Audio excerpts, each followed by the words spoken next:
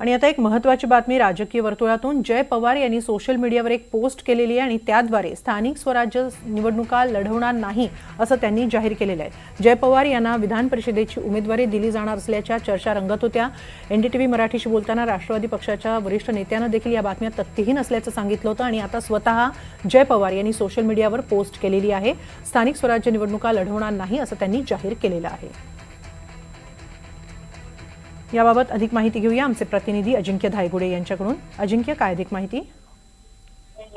गेल्या 2 दिवसांपासून आगामी ज्या निवडणुका होणार आहे स्थानिक स्वराज्य संस्थांच्या विधान परिषदेच्या, त्या निवडणुकीत स्वतः जय पवार उमेदवार असतील अशी एक चर्चा जी आहे ती सुरू होती आणि त्याचं कारण जे सांगितलं होतं तर जय पवार जर उमेदवार असतील तर भारतीय जनता पार्टीकडून विरोधात उमेदवारी देण्याची शक्यता कमी होती आणि त्यामुळे जय पवार यांना ही उमेदवारी द्यावी अशा प्रकारचं किंवा देतील अशा प्रकारची एक चर्चा सुरू होती। मात्र आता जय पवार यांनी स्वतःच याबाबत स्पष्टीकरण दिलेलं आहे आणि मी उमेदवार नसणार आहे, पक्ष योग्य तो उमेदवार देईल अशा प्रकारची आता सोशल मीडियावर पोस्ट जय पवार यांनी स्वतः केल्याचं आपल्याला पाहायला मिळतंय। अनेक समाज माध्यमांमध्ये देखील जय पवार उमेदवार असतील अशी पोस्ट व्हायरल होत होत्या, कार्यकर्त्यांकडून चर्चा सुरू होत्या। मात्र आता या सगळ्या चर्चांना जय पवार यांनी एकदाचा स्टॉप लावल्याचं आपल्याला पाहायला मिळतोय आणि जे इच्छुक आहेत इच्छुकांचा जीव देखील आता भांड्यात पडलेला आहे की जय पवार आता उमेदवार नसतील, त्यामुळे त्यांना देखील संधी वाढलेली आहे।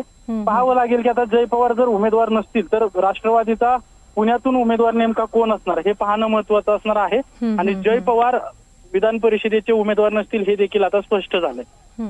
नक्की, धन्यवाद अजिंक्य, आपण दिलेल्या या सविस्तर माहितीबद्दल।